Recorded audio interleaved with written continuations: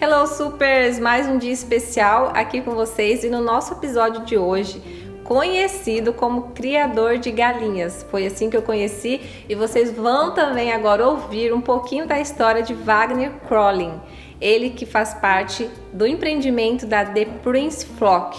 Gente, sabe as histórias das galinhas de ovos dourados? Então, não são os ovos dourados, mas são ovos fresquinhos que a gente tem aqui em Orlando.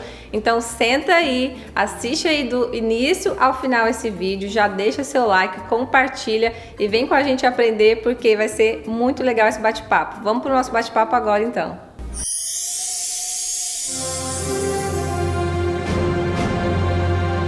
Supers, olha que cenário lindo, estamos aqui hoje com esses ovos caipira.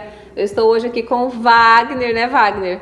Conheci através de vocês, mães, mulheres que me indicaram o Wagner e fui conhecer.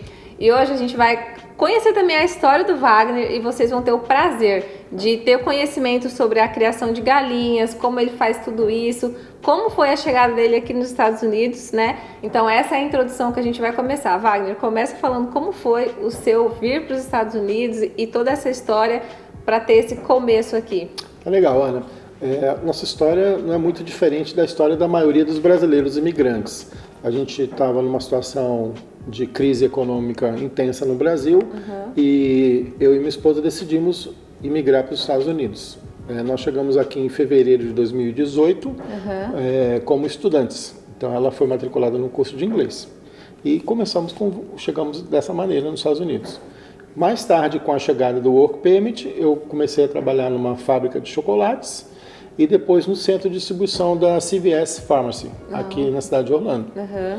E nesse meio tempo, tivemos a pandemia chegando, que nos reensinou a fazer tudo do mesmo jeito, melhorado, de jeito diferente. Sim. Foi onde nós começamos a produção de ovos caipiras na cidade de Kissimmee. Em Kissimmee, que está localizada, inclusive, toda essa... Mas a parte de Kissimmee ao lado da Disney. A gente fica 10 minutos da Disney. Tá. E antes de você ter essa iniciativa no Brasil, você já fazia isso? Você já tinha esse conhecimento ou não?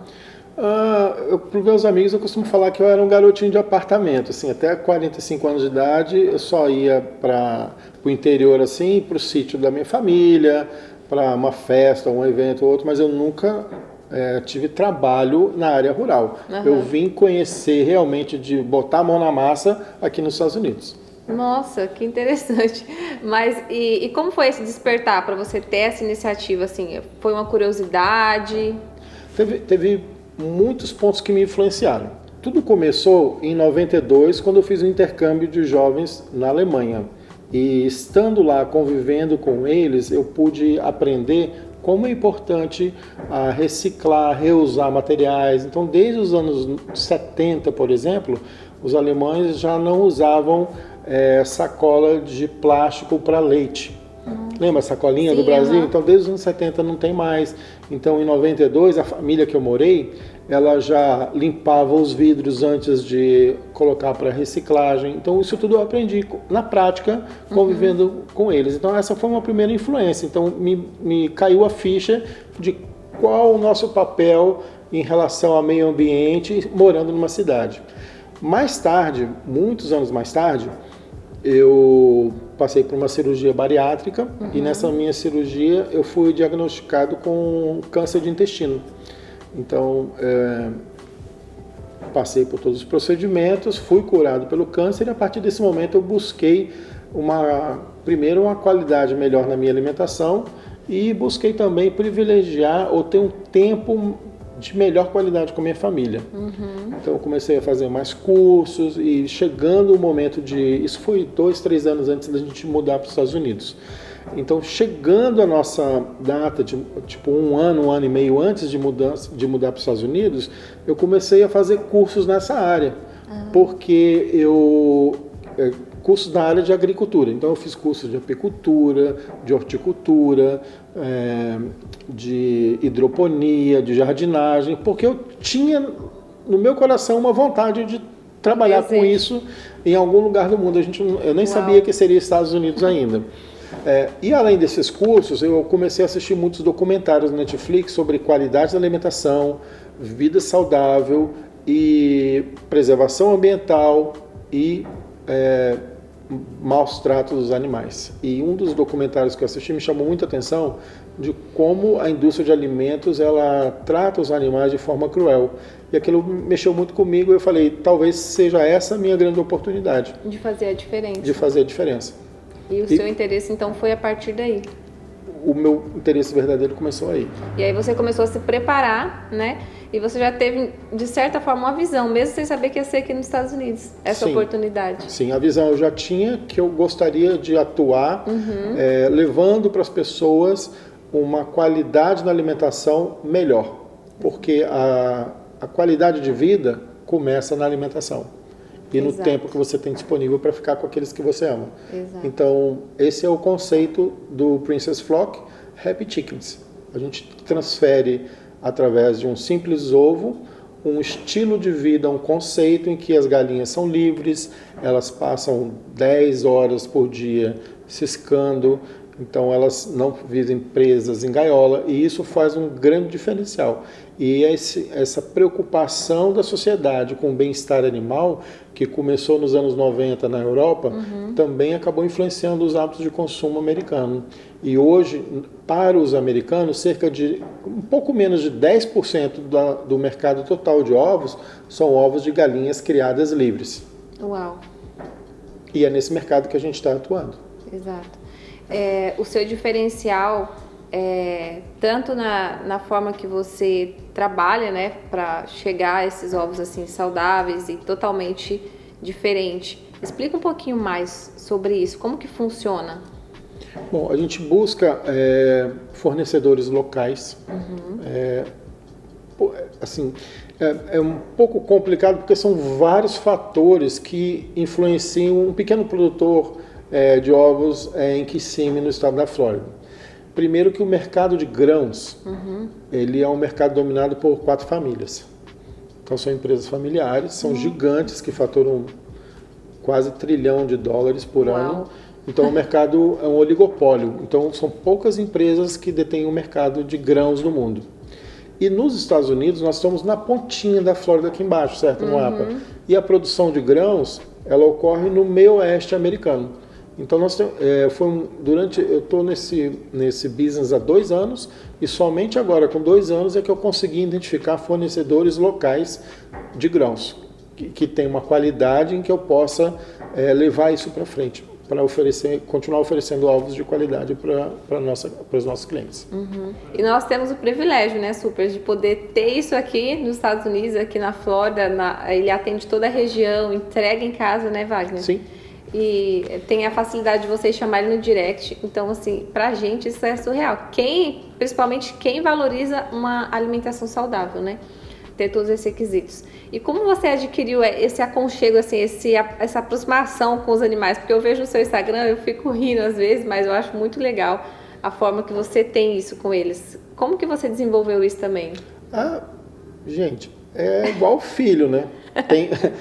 Eu tenho amigos e amigas que cuidam melhor dos cachorros e dos gatos que do marido. Eu ia falar filho, mas essa seria uma verdade.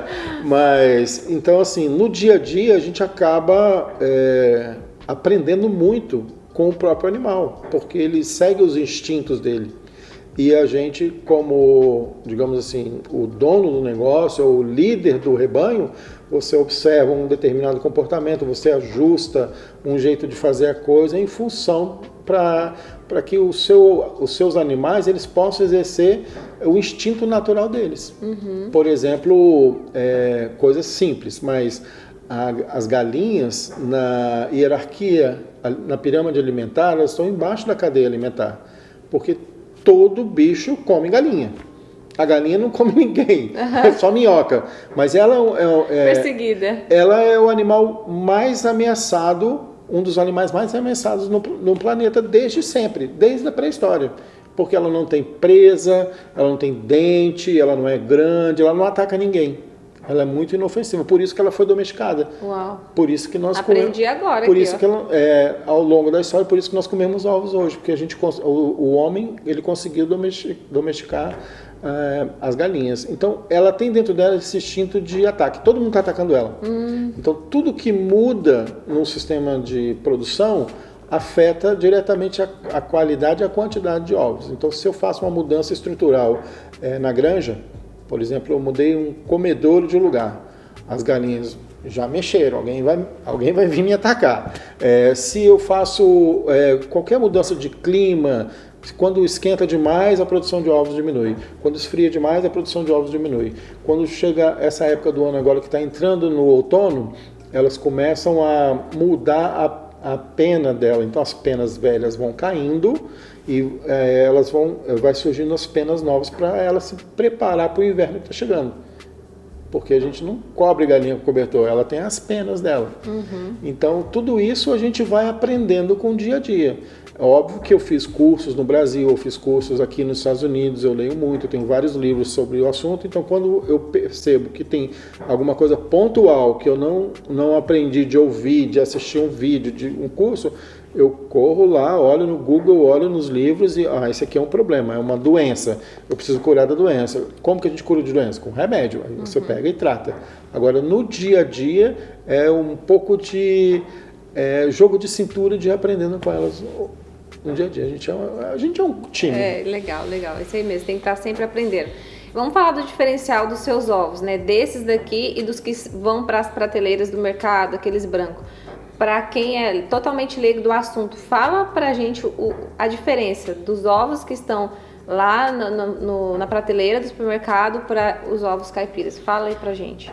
Bom, eu vou falar primeiro das similaridades, depois eu falo das diferenças. Bom, ovo é tudo ovo? Não. E sim, né? Ele tem o mesmo formato, tem a casquinha e tudo. A cor da casca do ovo não influencia muito na propriedade nutricional. O que influencia na propriedade nutricional de um ovo é a qualidade do alimento, da ingestão dos alimentos que o animal teve durante a vida dele, desde o primeiro dia até o dia que ele começou a colocar. Certo? Então, se um animal ele pega poucos raios solares, assim como o ser humano, se a gente não pega um solzinho de vez em quando, fica pálido, precisa de vitamina D, isso tudo influencia no nosso alimento final, que são os ovos. Os ovos, de uma maneira geral, eles são o segundo alimento mais importante para a humanidade. O primeiro, o melhor alimento do mundo é o leite materno e o segundo são os ovos. Esses ovos de galinha aqui. Uma das diferenças entre esses ovos, que são chamados ovos frescos, são que eles são frescos, eles não foram refrigerados. Então, quando o ovo ele passa a ser refrigerado, ele perde um pouco do sabor. Então, se você gosta de um ovo com gosto de roça, uma coisa mais country, um gosto de ovo verdadeiro, a gema amarelinha, então você tem que tentar sempre comprar de alguém que tenha um processo de produção diretamente do produtor e não em supermercados, porque o produto do supermercado ele pode chegar até 60 dias entre a colocação do ovo na granja pela galinha, todo o processo de limpeza, a ida para o sistema de refrigeração na granja, do centro de distribuição das granjas para o centro de distribuição dos supermercados, do centro de distribuição dos supermercados para a loja, em alguns momentos chega a 60 dias. Então o ovo ele viajou o país inteiro, nós estamos falando de um país gigante, que é os Estados Unidos. A grande produção de ovos aqui não é na Flórida, são nos estados mais distantes, então o ovo bate muito, como falaria no Brasil, bate muito na caçamba do caminhão antes de chegar na nossa casa. E nesse caso aqui, por exemplo, essa flat de ovos que eu trouxe, eu busquei agora de manhã. Então se você, hoje na hora do almoço, quiser fazer um ovo fritinho gostoso, saiu agora da linha de produção. E isso é o nosso diferencial. É o seu diferencial. Além de vocês entregar dessa maneira, quem vai lá também retirar no pronto entrega? Sim. Procede dessa forma, né? E tem alguma coisa a ver de não comprar, um exemplo, comprei e não colocar na geladeira? Tem. O ovo ele é colocado na geladeira para protegê-lo, certo? Porque ele é lavado, eu estou falando no sistema, nesses ovos de supermercado. Tá. A lei americana diz que o ovo ele é triple wash, ele é lavado 3 vezes antes de ir para o sistema de refrigeração. Só que quando você lava o ovo, você retira dele a camada natural de proteção. Porque o ovo por si mesmo é uma das embalagens mais perfeitas que existe hoje. Então ele protege tanto a gema clara como o pintinho também. Então é uma embalagem perfeita. Só que quando você lava, você retira uma camada natural de proteção. E essa camada libera os mais de 20 mil poros que tem nesse ovo. Então como você tirou essa camada e o ovo tem 20 mil poros, a casca do ovo, o que acontece? Qualquer coisa do ambiente externo migra para dentro do ovo. Como odores, doenças. Recentemente, nos Estados Unidos, aconteceram alguns casos de infecção de salmonela com ovos comprados em supermercados. Então, é um cuidado extremo que a gente tem que ter. Então, voltando à sua pergunta, assim, não é uma pergunta tão fácil de responder. Então, primeira coisa, se você comprou um ovo refrigerado, ele foi lavado. Então, você tem que manter ele refrigerado. Só tira da geladeira para quebrar ou para cozinhar. Se você compra um ovo fresco, como são os ovos da Princess Flock, você não precisa levar para a geladeira. Ele pode ficar até 3 semanas no balcão. Exato. Porque a camada protetora dele está lá. Tá lá e você não precisa chegar com ele em casa e lavar. Do jeito que você recebeu, você coloca e deixa lá 3 semanas. Você lava antes de quebrar. Porque isso é uma coisa que meu esposo tem, de não coloca os ovos na geladeira, mas assim, nem sei o porquê, por isso que eu quis perguntar aqui agora. Se forem ovos frescos, não agora, precisa. Se o ovo for refrigerado, precisa. Tá, já respondemos tudo isso para vocês. E tirou minhas dúvidas. Supers, agora a gente tá com a lista aqui que foi colocado no Instagram para que vocês pudessem interagir com a gente, né, Wagner? Tanto no Instagram do Wagner, da Princess Flocks, e no nosso Instagram aqui de Supers. Então, eu vou ler algumas perguntas que vocês mandaram e o Wagner vai estar aqui respondendo, tá bom, Vamos Wagner? lá. Eu achei muito legal que foram mais de 17 pessoas que mandaram as perguntas. Teve gente do Brasil, curioso, de outros países, da Alemanha e muitas pessoas aqui dos Estados Unidos. E eu fiquei muito feliz, porque foi o Wagner que teve a iniciativa e aí, deu super certo. E vamos lá, então. E a gente é bem assim com os nossos clientes, viu? A gente fala pelo WhatsApp até altas horas da noite, como todo brasileiro. O pessoal me responde de madrugada, a gente manda e-mail e ninguém lê. Ai, tá. Então vamos lá. Essa primeira pergunta aqui é aqui dos Estados Unidos. A pessoa perguntou: de onde saiu a ideia de você criar galinhas aqui nos Estados Unidos? Business ou lazer? Ele colocou. Olha, eu gosto de falar que foi um lazer, mas como eu tenho uma bagagem de 20 anos de business, ninguém faz só lazer se você é de business, ou você é business. Então, business, mas eu gosto de falar que foi lazer porque a gente começou com 12 galinhas. Depois passou para 48, depois para 90, 260 e de lá para cá eu perdi as contas. Perdeu as contas já. Mas assim, olha que eu comecei com uma vontade muito grande de ter uma qualidade de vida melhor para minha família e para mim também. Essa foi a sua motivação principal. Essa foi a motivação principal e continua sendo. Isso aí. Então tá aí a resposta do Wagner. Como você analisou o mercado de ovos para ingressar nesse ramo? Esse é uma pergunta muito inteligente, porque o mercado de ovos dos Estados Unidos é o 4º maior mercado do mundo. E aqui se vendem 100 bilhões de ovos todos os anos. Uau! É muito ovo. Só que os ovos frescos são um produto de valor agregado interessante. Então eu não estou vendendo um produto de $1.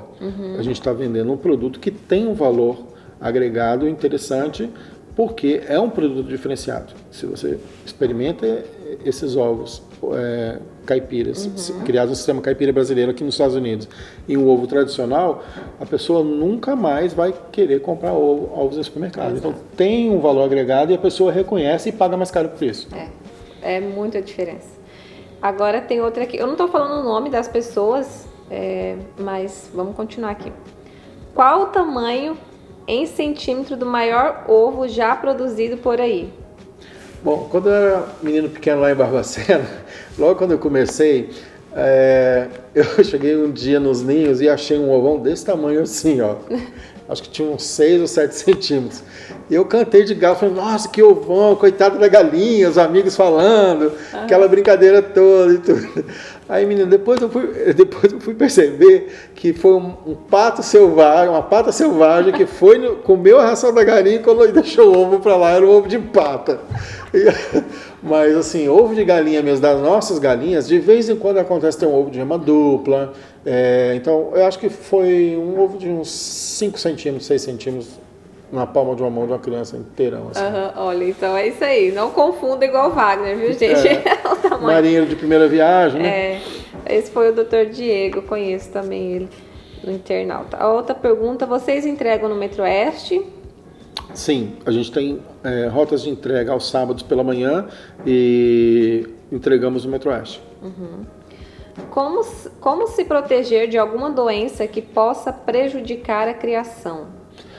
Bom, essa é uma pergunta um pouco mais técnica, eu vou tentar botar numa linguagem mais simples aqui para todo mundo entender. As doenças, elas são transmissíveis de humanos para animais e vice-versa, e de animais para animais.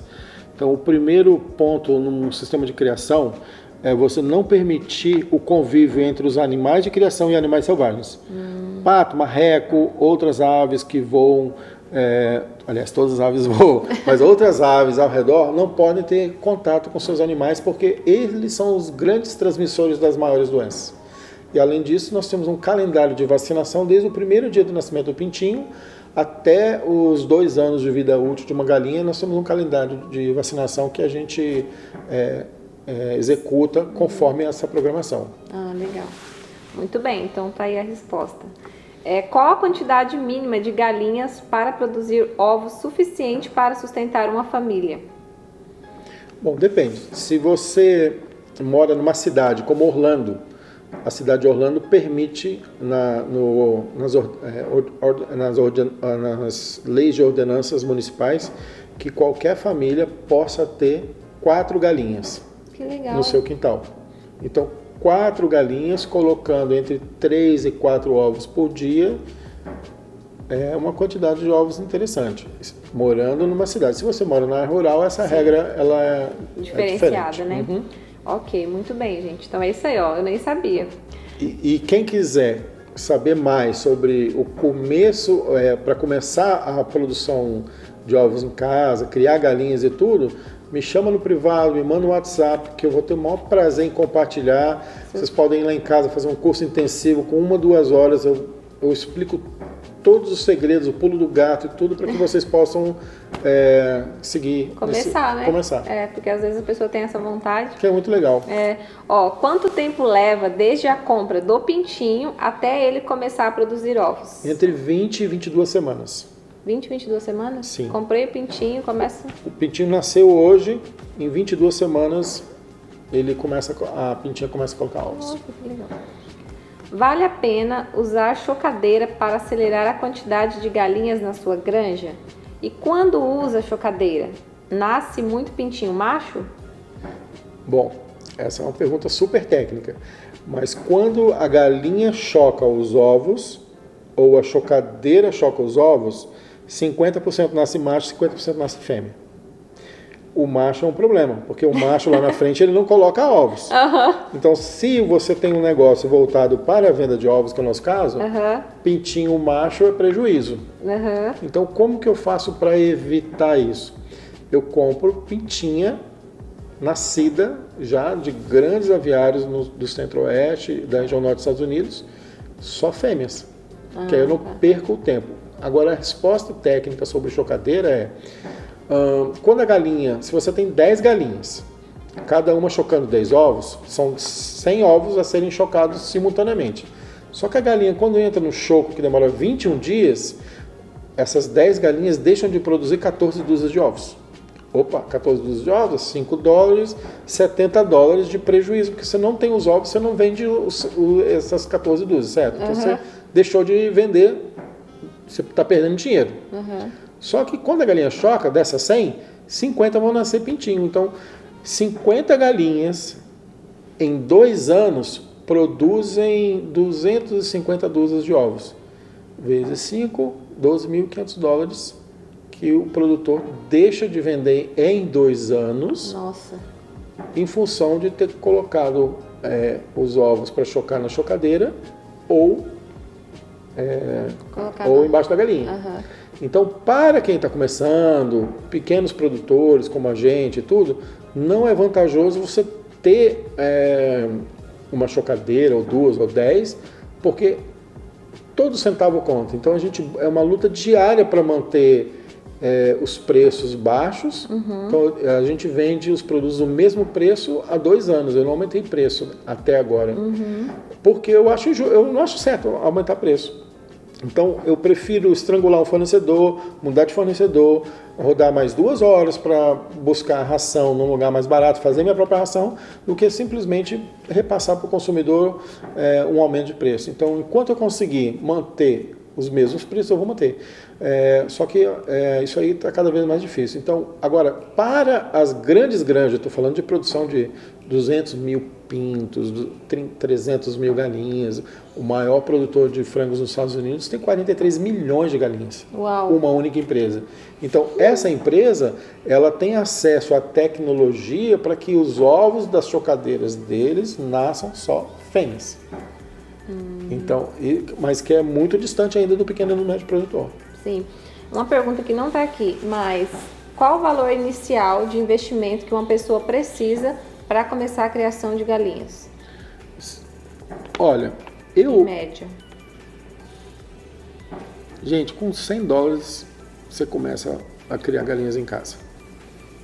Você começou com 12, né? Eu comecei com 12 galinhas. Você comprou os pintinhos? Não, eu comprei galinha grande. Já comprou a galinha grande? Foi um erro que eu cometi, mas eu aprendi com ele. Uhum. Porque eu não cuidei da alimentação dela nas 22 primeiras semanas. Ah, tá. Então, agora, hoje, todo o nosso rebanho, assim, eu vi cada um deles nascendo, eu sei, cada dia eu tenho o que cada um comeu, qual foi o balanceamento, então eu tenho esse controle, eu sei de onde veio, o que está fazendo e para onde vai. Então, eu tenho todo esse controle, então eu posso dar garantia para você e para todo mundo de que o produto é de qualidade e a gente então, entrega aquilo que prometeu. Então, basicamente, se a pessoa falar assim, não, eu quero começar a mexer com isso hoje, você fala que se a pessoa tiver os $100 na mão, ela pode ir lá e começar o... Pode ir na Princess Flock com $100, que você sai de lá com profissional, ração, comedouro, bebedouro, consultoria nesse valor e até pintinho eu consigo. Para começar. E fala em consultoria porque o Wagner tem uma ficha enorme, tá, gente? Que a gente nem falou aqui, mas enfim. Wagner, tem uma pergunta aqui. Quantas gramas de ração aproximadamente uma galinha come diariamente? Ok. Isso também então vamos lá. A galinha, desde quando ela nasce até quando ela começa a colocar ovos, ela vai consumir 8 kg de ração nas 22 primeiras semanas. São 8 kg de ração nas 8 primeiras semanas e a partir daí ela vai consumir 116 gramas por dia de alimento. Então, se é minhoquinha, milho, farelo de soja, ração, outros bichinhos, vegetais, ela precisa de 116 gramas absolutas de ingestão. Agora, cabe ao produtor colocar o alimento certo para que o produto dele no final continue com a qualidade que ele está entregando. Tá. E aqui está perguntando que tipo de ração você usa. Ok. Então, a gente usa a ração produzida pelas maiores empresas hoje do planeta Terra. Uau. Então, por exemplo, só que o tipo de ração é uma ração diferente para cada fase. Quando o pintinho ele acabou de nascer, a gente usa essa ração aqui, que nós chamamos de crumbles. Os crumbles são rações como se ela fosse trituradinha, mas ela tem 20% de proteína na formulação. Porque é muito importante você dosar a quantidade certa de proteína na alimentação dos animais. Então, aqui é uma ração para pintinhos com 20%. Quando ele entra na fase entre 18 e 20 semanas de vida, a gente não precisa mais dar uma ração com 20% de proteína. os técnicos e os cientistas, eles recomendam que a gente reduza essa quantidade para uma ração de 16% de proteína. Que nós temos essas duas aqui, ó. O mini pellet e o pellet. Eu recomendo para quem está começando trabalhar com ração e não com milho. O milho só tem 7% de proteína. Já o farelo de soja tem 48% dele é proteína pura. Então, o maior provedor de proteína para qualquer animal é a soja. Uau! Então, a base da ração é proteína, soja, carboidrato, milho, misturado e outros aditivos para melhorar a absorção desses nutrientes pelos animais. Então, digamos que é um segredo, mas já está estudado há mais de 100 anos e todo mundo...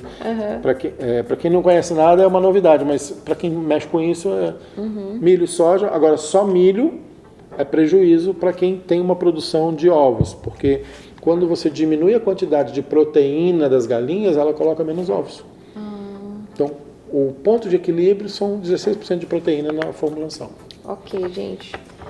Tudo respondido, hein?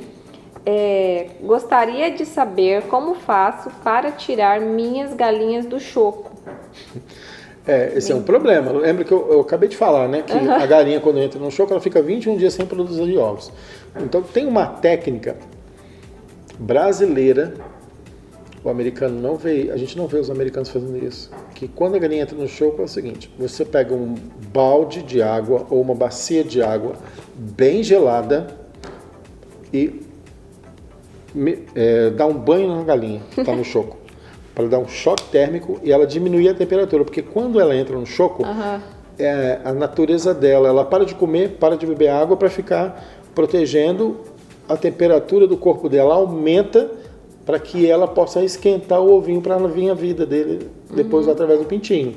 Então, como a temperatura dela aumentou, a gente precisa quebrar esse choco, que é banhar as galinhas numa água bem gelada e depois colocar ao sol para ela esquentar durante 2 dias. Então, você faz 3 ou 4 vezes durante o dia, repete esse processo no outro dia e no 3º ou 4º dia você vai ver que ela já não volta para o ninho. É trabalho, né, gente? É muito importante também você ter um hábito de recolher os ovos 2, 3 vezes por dia. Porque quando você recolhe o ovo, o ninho fica vazio. Se o ninho fica vazio, o instinto dela de procriação e ficar choca diminui. Ah, tá. Ô Wagner, outra pergunta que não está aqui, mas uma família, ela consegue se manter criando galinhas e com a produção de ovos, ela consegue se manter com esse business assim principal, ou você acredita que inicialmente isso seja apenas uma fonte de renda extra? Olha, vou falar por mim. Tá. O Princess Flock é uma fonte de renda extra. Eu tenho um trabalho regular, a minha esposa tem um trabalho regular e essa é uma fonte de renda extra. Para uma família com 3 filhos, hoje nos Estados Unidos, no padrão que a gente conhece, viver apenas da produção e a venda de ovos, o produtor ele precisa ter muitas galinhas. Ah, tá. Então, isso seria... Eu vou chegar lá, mas não agora. Mas eu estou dizendo, para quem quer começar, então, o conselho que você dá é que seja isso uma renda alternativa mesmo, né? Para iniciar. Eu vou falar, e que tem que gostar também, né, Wagner? Eu vou falar que eles sabem os conselhos de quem a gente já ouviu, dos nossos pais, dos consultores. A gente tem que sonhar grande, mas começar pequeno, com o pé no chão. E dar um passo de cada vez. Então, começar pequeno. Quanto que a sua cidade permite? 4? Não adianta você... ter 8, porque um vizinho vai denunciar e você vai perder e ainda paga uma multa. E o bom de começar pequeno é que você vai aprender no processo, né, passo a passo. E a gente nunca para de aprender. Eu estou há 2 anos completos que eu estou na produção agrícola e a cada dia um aprendizado novo. Hoje eu já aprendi coisas novas que ontem eu não sabia. Uau, é isso aí. E aqui uma pergunta: qual a raça indicada para o calor da Flórida? Para quem for começar, eu recomendaria Rhode Island, que no Brasil a gente chama de Rhodia.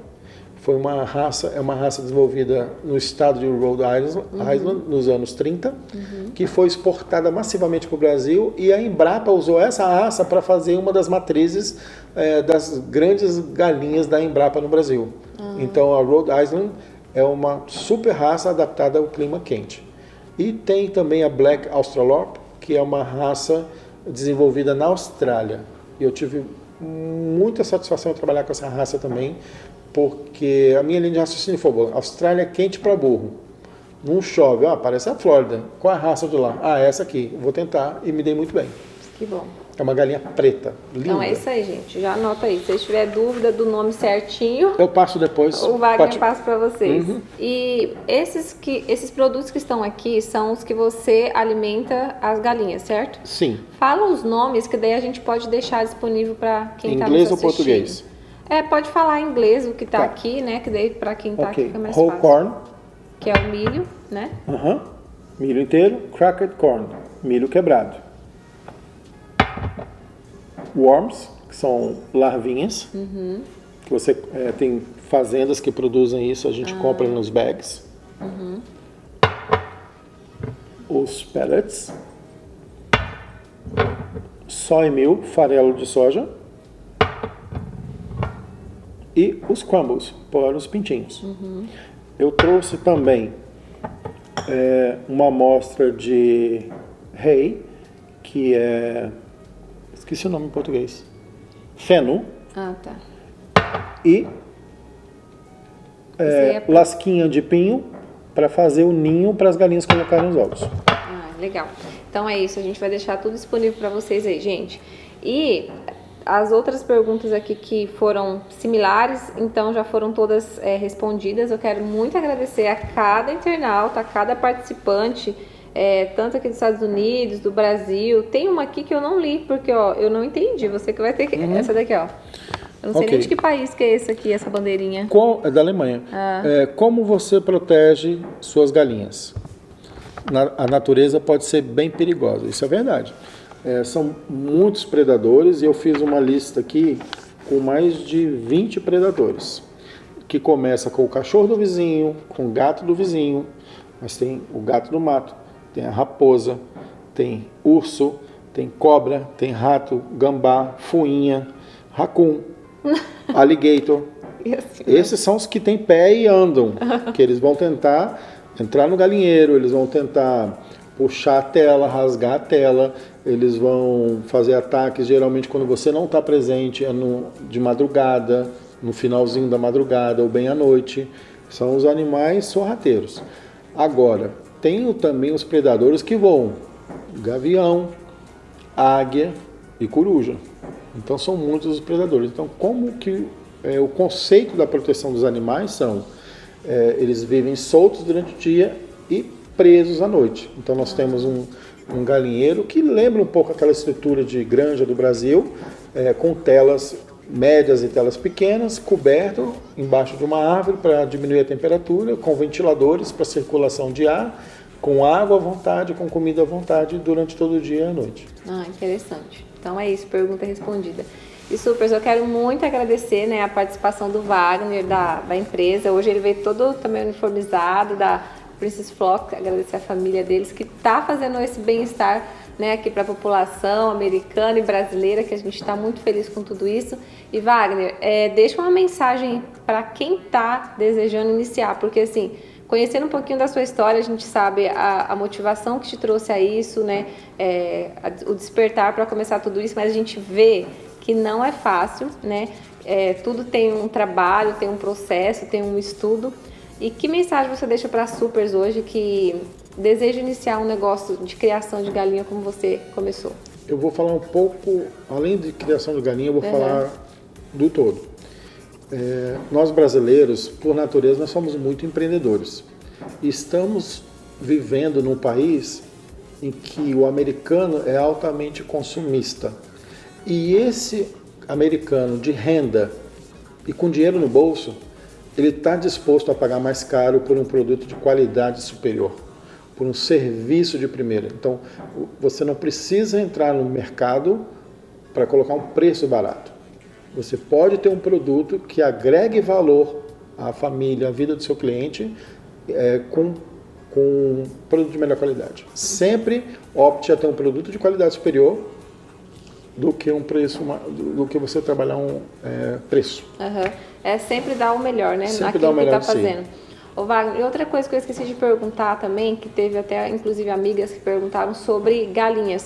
Como que é? Você vende galinha também? De tempos em tempos a gente tem algum lote de galinhas que chegou numa fase muito adulta e diminuiu muito a produção de ovos. Então essas galinhas eu levo para um abatedouro bem distante da minha casa, cerca de 1 hora, 1 hora e meia, e lá elas são sacrificadas, elas são limpas e eu faço as entregas para quem tiver interesse. Ah, entendi. Então não é sempre que você tem disponível, não, só em ocasiões de vez em quando mesmo. E por encomenda. Tá, o principal mesmo é a produção de ovos. A produção de ovos. Então é isso, meninas. Supers e supers, todos que estão nos assistindo nesse momento, fica a dica aqui em Orlando, na Flórida. É só ir lá visitar o Wagner em Kissimmee, né? Sim. Com a sua esposa. Seus filhos também participam de tudo isso? Muito difícil. Todo mundo tem filho adolescente, sabe do que eu estou falando. É verdade. Mas o melhor mesmo é entrar no nosso site, que é o www.princessflock.com, para conhecer, ter uma primeira visão e colocar um pedido online e programar comigo a data da retirada, se você quiser retirar, ou então solicitar uma entrega na sua residência. Isso aí, bom demais. Wagner, muito obrigada. Ok, obrigado, Deus Ana. abençoe, que nós Amém. possamos aí continuar colhendo esses frutos, né, esses ovos caipira direto lá com vocês, tá bom? Ótimo, muito obrigado. Beijo supers, até o próximo vídeo, valeu. Oi pessoal, espero que vocês tenham gostado desta entrevista. E eu estou falando com vocês aqui do Princess Flock em Kissimmee, do lado de fora, nesses 93 graus aqui da Flórida. Um dos momentos mais felizes do meu dia, onde eu termino de fazer a colheita dos ovos frescos para servir a vocês. Espero que gostem. Fiquem com Deus.